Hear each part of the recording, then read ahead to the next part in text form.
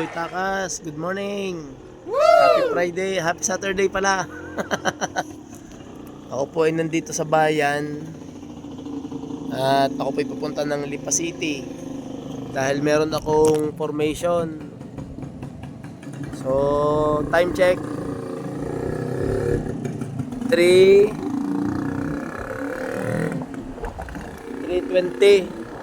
So ako ay nagbabantay dito ng jeep, nagpapakasakali may dadaan ng maaga. So nandito ako sa bayan, sa may plaza. Ayan.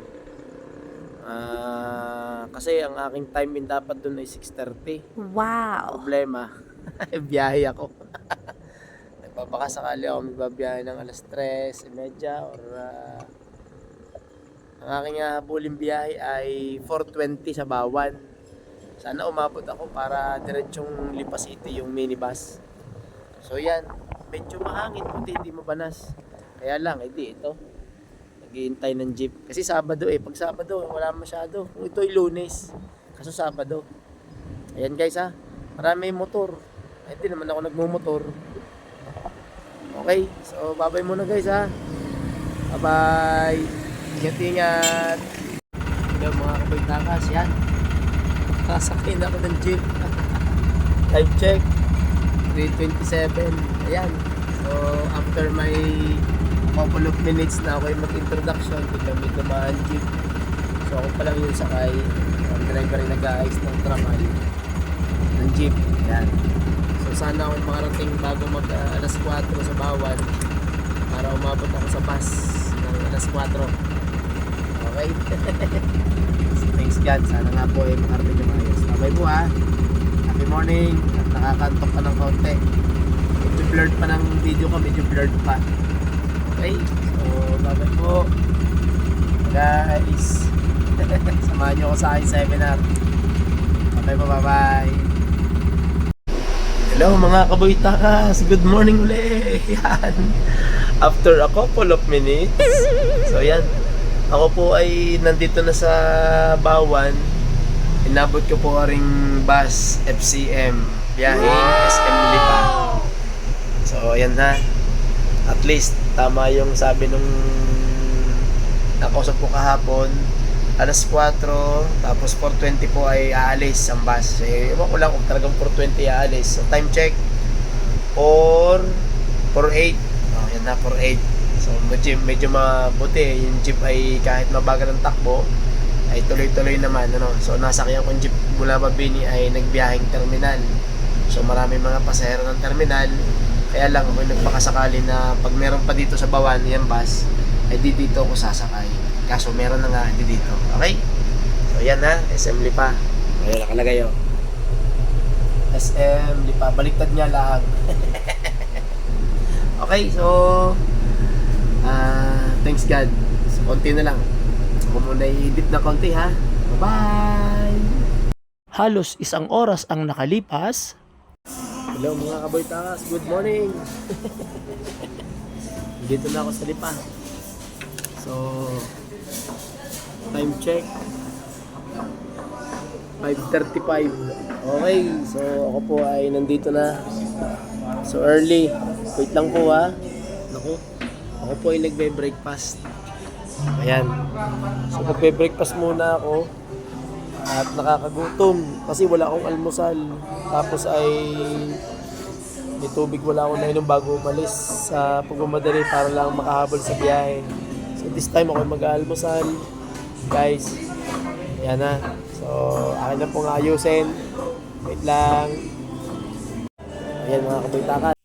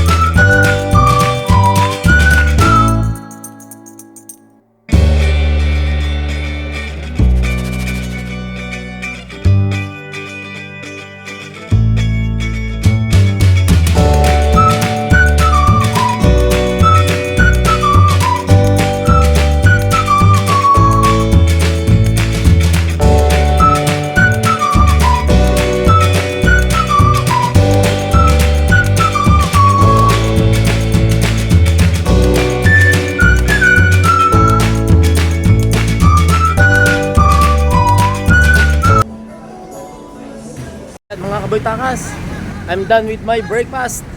So ako po ilalarga na sa venue. Medyo malayo pa ito, 2 sakay pa ako. So salamat po McDonald's sa breakfast. Screenshot natin. Salamat McDonald's sa iyong breakfast. Ayan pala. Salamat McDonald's. Yehey! Okay. Kabay mo na guys. Mamay, time check.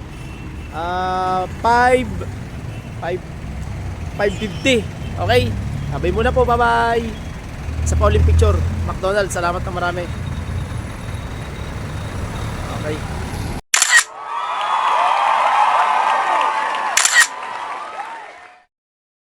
Hello mga Kaboy Takas. Ako po ay nasa Marawi na, sa may kanto ng Fiesta World Mall. Papunta po dun sa St. Teresa of the Child Jesus Parish Church. Time check, 6 o'clock. So ang time in po namin ay 6:30. Medyo may pagkasuplado yung aking nasakyan jeep. What? Nagkamali kasi ako ng sabi ko dun po sa kanto ng 1168. Wala daw 1168. Sabi ko siya sa kanto ng Fiesta Mall. Ang alam ko, hindi na yun Fiesta Mall eh. Yun yung 1168 na. Anyway, ingat lang siya sa biyahe. Sana makarating sa paroroonan yung mga sakay ng jeep. May pagkasuplado eh. Kasupladuhan si Boy Takas. Anyway, so ako po yung papunta na din. Maghanap ako ng tricycle para sa papunta dun sa simbahan, guys. Okay? So, babay muna po. Ako muna yung magta-tricycle. Bye-bye! Screenshot natin. Yan. Wow! So ako yung nag-tricycle na mga guys. Papuntang St. Teresa of the Child Jesus. Yan.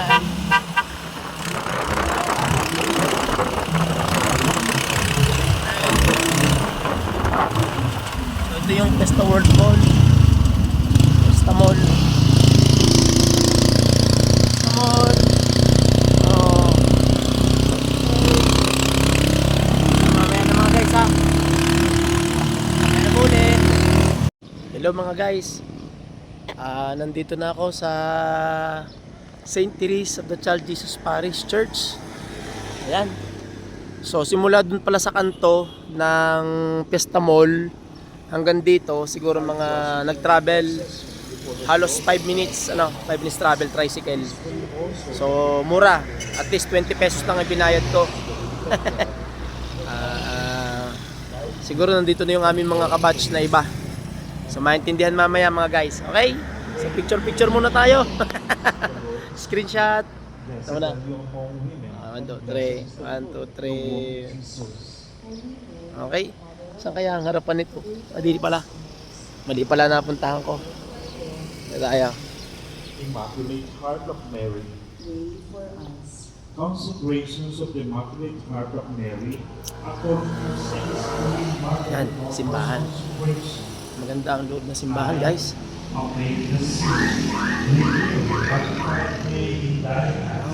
O Immaculate Mother, the vows of my baptism, I renounce forever Satan, his forms and works, and I give myself entirely to Jesus Christ, the Wait lang po ha, incarnate. mga Kaboy Takas.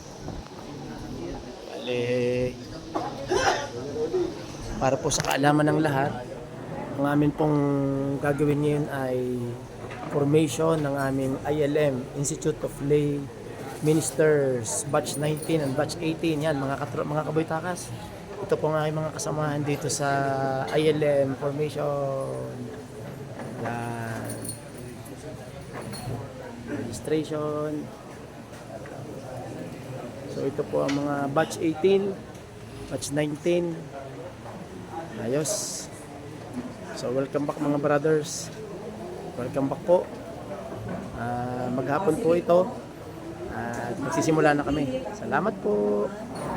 Going So, mga formation Kaboy is Takas, our response ang aming pong to the topic result ay and ito. recommendations of the just concluded pastoral Mga practical visit. sa napaalala Inyong sa kung pagdadala ng maalaala komunyon ng sa mga may pastoral sakit. visit at siguro po banal ay na oras marami po ang may kang naka-attend sa tagapaglingkod. inyo. Ang palaging lumalabas doon ay makapagturo ng sign language para sa mga deaf.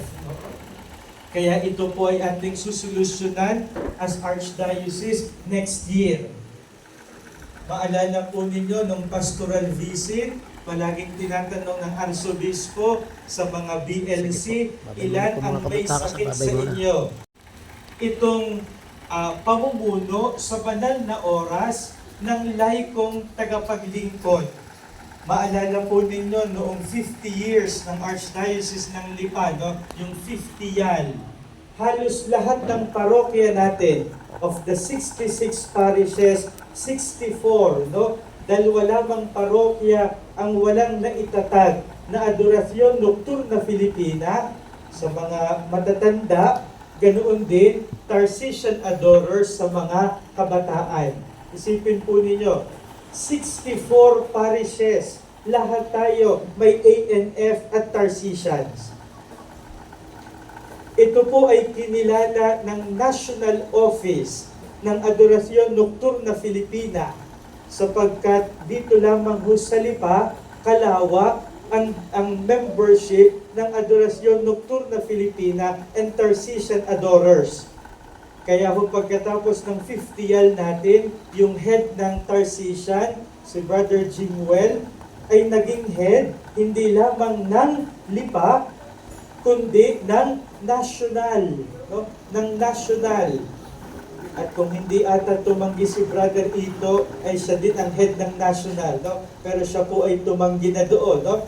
Ibig sabihin po ay kinilala ng buong Pilipinas yung effort natin na palawakin ang debosyon sa Eucharistia. Sa formation na ito ay mga praktikal na paalaala sa dalawang ito. Okay? Mga praktikal na paalaala sa dalawang ito. Mamaya po, pagkatapos ko, ay ang Sister Nelly naman, ang kanya naman po ay yung theological, historical, spiritual. Okay, so ibinigay ko na po yun kay Sister Nelly sapagkat ako naman po ay involved sa parokya sa dalawang ito. Ibig sabihin, ako po ay nagdadala ng komunyon sa may sakit, nagpapakumpisal sa kanila, okay, and then namumuno ng banal na oras. Kaya alam ko po yung mga dapat ipaalaalang praktikal sa inyo. Okay? Kaya po kinuha ko itong practical side ng dalawang ito para po ipaalaala sa inyo. Okay? So ito pong dalawang bagay na ito ang atin pong pag-aaralan ngayon. Ako po ay may tanong sa inyo, no? Kapag po kulang ang magpapakomunyon sa may sakit at matatanda, kapag kulang ang magpapakomunyon, kapag kulang din ang mamumuno sa mga banal na oras, ano po ang unang dapat ninyong gawin? Ano po ang dapat una ninyong gawin? Paalam sa paris. Takot sumagot, no? Tayo lang naman ito. Ano ho ang dapat una ninyong gawin? Ano ho? Makikilahok? Magpipresenta, hihingi ng permiso siguro, no? Sa pura paroko na kayo ay magdala ng komunyon sa may sakit at mamuno sa banal na oras. Okay? So, okay. Salamat po sa inyong sagot. Hindi po yun ang una nating gagawin. Ang una nating gagawin kapag kulang ang pari na mamumuno sa banal na oras at magdadala ng komunyon sa may sakit, ang una nating gagawin, magdasal sa Diyos na magpadala ng maraming pari. Bakit po magdadasal sa Diyos? Sapagkat ang pinakamaganda pa din, natandaan po ninyo ito, ang pinakamaganda pa din at ang pinakatama pa din, ang magdadala ng komunyon sa may sakit ay pari. Ang mamumuno ng Holy Hour ay pari. Ito po ay binibigyan ko ng pansin sapagkat ayaw ko pong mapagaya ito sa pagpapakomunyon. Ano ang nangyari sa pagpapakomunyon? Halimbawa ay fiesta, may 100 concelebrant priest. 100 na concelebrant priest. Ang magpapakomunyon, lay minister. Yung 100 paring concelebrant, nakaupo. Okay? Mali yun. Bakit mali yun? Sapagkat ang pari, ang obispo, ang diakono, sila ang ordinary minister of communion. Anong tawag sa inyo? Kahit pa kayo ay instituted lay minister, ang tawag sa inyo ay extraordinary minister of communion. Bakit ang tawag ay extraordinary? Sapagkat ang ordinary, at sa lengguwahe ng simbahan, kapag sinabing ordinary, hindi ibig sabihin ay walang kwenta. No? Di ba pag sinabi, ay ordinary naman yan, no? Parang ang ibig sabihin ay walang kwenta. Hindi. Kapag sinabing ordinary sa simbahan, ang ibig sabihin ng ordinary ay siya talaga. Siya ang dapat. Kaya nga, ordinary. Ang tawag natin sa obispo rin ay ordinary of the church. No? Siya talaga ang namumuno ng simbahan. Ang ordinary minister of communion ay ang pari, obispo at diakono. Kaya anong tawag sa inyo? Extraordinary. Hindi dapat kayo, pero binigyan ng katungkulan na magpakomunyon. Kaya hindi ho tama yung tawag na special minister. Hindi po. Hindi kayo special. Huwag naman kayong ma-offend, no? Sapagkat tayo naman ay nasa formation, no? Ang totoo, kayo ay nakakapagpakomunyon. Bakit? Panakip butas. No? Kulang ang pare, kaya kayo ay dinedelegate magpakomunyon. Aba, kung ang pari libo-libo, halimbawa, kung ang pari ng St. Teres ay 20, ay kami ng lahat ang gagawa. Pero sapagkat ako'y nag-iisa, ay di ako'y tinutulungan ninyo. Ay may mga tao, hindi po ako makakapangumunyon ngayon. Bakit? Ay hindi po ako nakapagkumpisal. Kailan ka huli nagkumpisal? Nung 1 linggo po, isang linggo lang pala, hindi po ako nakapagkumpisal, ang turo ko huwag magpupumunyon. Ay may kasalanang mortal kaga, wala po.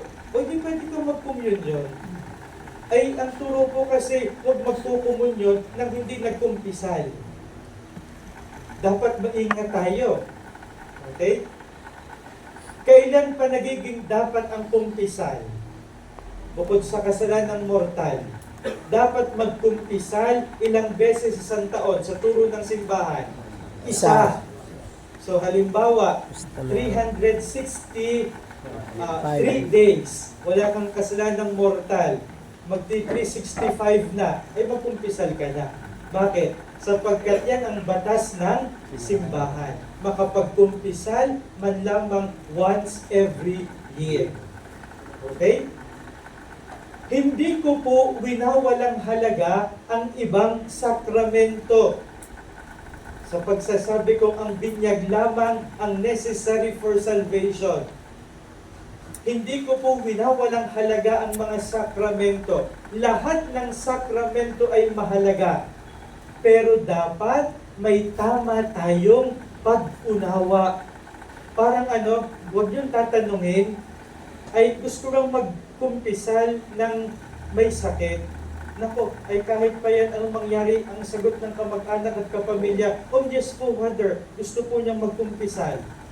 Ay pagdating mo naman doon, ay kukwento sa iyo, ay nung panahon ng taghapon, no? Ay bakit ganoon, nagse-second childhood na pala. Ay paano makakapagkumpisal? Eh sister, hindi mo kaya nito. Hindi, Father, kaya po yan. Oy, magkumpisal ka pag hindi ma-impyerno ka. Ay hindi na kaya. Ay darating ka doon, Father, magkukumpisal ho. Ay stroke pala. hindi na makaimik, natulo na ang laway. Ay, sister, hindi na ho niyan kayo magkumpisa. Hindi ho, Father, kumpisa rin yung po, yan po yung makasalanan. Baka ho yung maimpyerno. No, no. Kailangan ninyo ng tamang pag-unawa. Okay? Kaya itong survey na ito ay napakahalaga. Dapat kayo ay marunong magtanong. Marunong magtanong. Yung hindi kaagad kayo mahuhuli na para bagang inaalam ninyo yung bagay tungkol doon sa may sakit. Huwag kayong magtatanong na, ano po ba, papakumunyan po ba natin? Wag. Ang sagot kaagad dyan ay yes. Ang tanong ninyo ay, nakain pa po ba ng solid? Gaano pa ho karami? Okay? Kailan po siya huling nagkumpisal? No? Gaano pa ho kalinaw ang isip niya? Gaano pa ang kakayanan niyang makaimik, makapagsalita? Okay? Kasama na rin dito kapag natanong ninyo, anong oras po siya nagising sa umaga? Dapat alam ninyo, anong oras po ninyo pinapaliguan? Bakit nyo tinatanong yon? Para alam ninyo kung kailan dadalhan. No? Ay, huwag yung tatanungin na, ay, kailan mo pwedeng dala ng komunyon? Sasabihin, ay, anytime po. At yan naman po yung priority namin. Ay, pagdating naman ninyo, tulog pa.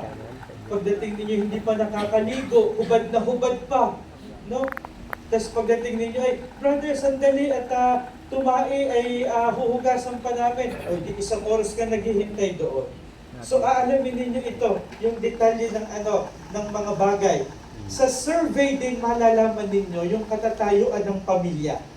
Hello mga kabagtakas! Hello! Good morning! Uli! Time check! 10:28. So kami po ay naka-break.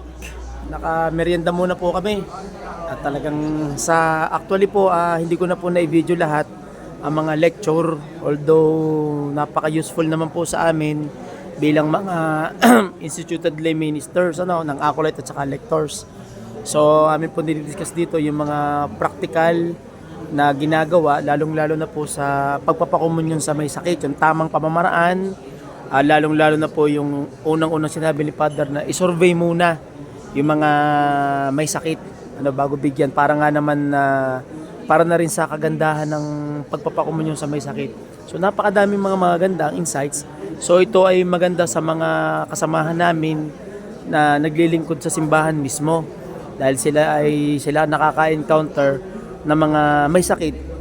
So sa katulad ko, ako naman po ay nasa school-based, kaya wala man akong dinadalhan, pero natututo din naman ako kung sakali man.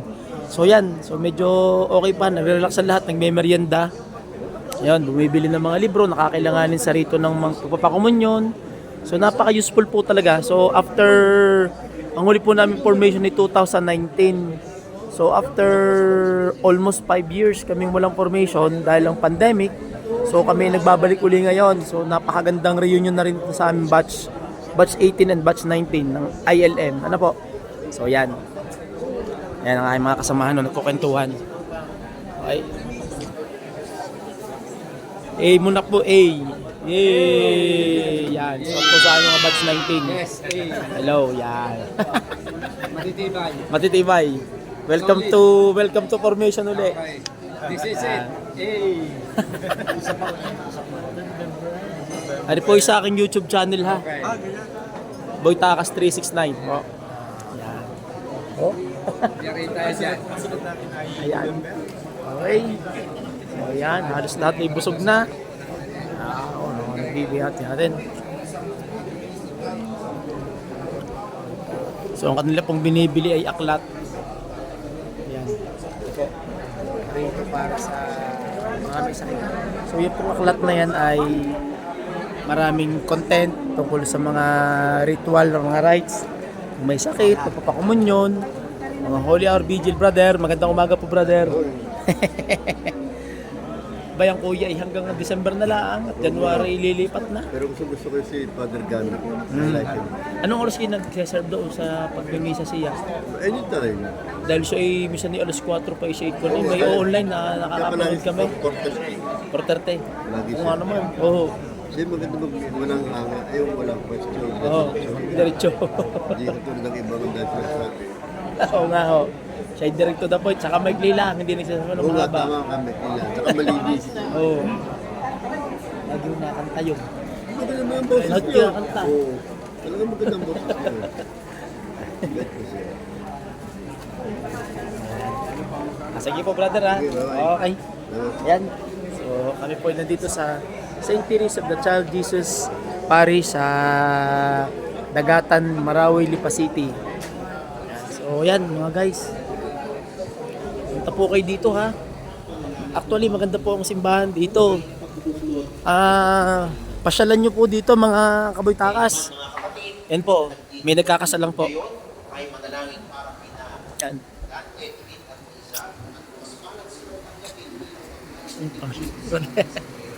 So ang pangalan po ng ito, actually ang pangalan ng simbahan ay St. Teresa of the Child Jesus Parish Church. Mamaya po ako po ay pupunta din sa harapan. Yan po. Okay.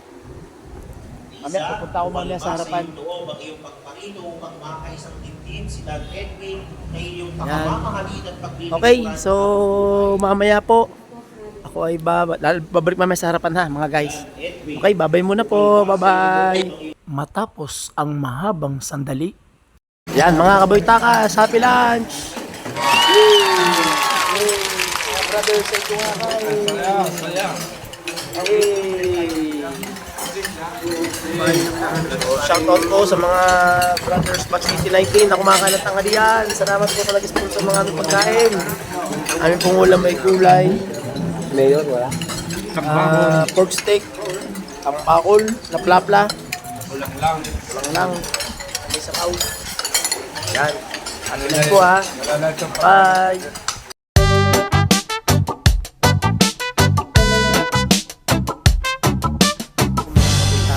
Magandang hapon. Ay. Salamat ako po nandito na sa Basulyan ng FCM biyaheng Bawan. Time check. 3:50. So natapos po ang aming formation ng alas 3 pasado. And then salamat po sa aking mga kasamahan na taga Cuenca na nakasunuan ko ng van para makarating dito sa SM. So dito po ako sa SM sasakay pa uwi hanggang Bawan. Pero dumaan muna ako sa loob ng SM kasi nag-Gcash in ako. Meron akong pinasahan na importante na nasa San Lucena. Shout out to you, Bebe Renalyn. Good luck sa exam ha. Good luck sa inyo mga let takers. Good luck sa inyong exam ha bukas ha. Promise, sana maging okay ang inyong exam at pag-focus kayo. Okay? So good luck, Bebe Rena. Good luck ha. Enjoy and focus. Bye po, pauwi na po ako. Kaboy-takas, bye-bye. Mamaya na lang po ulit. Baka maglaban.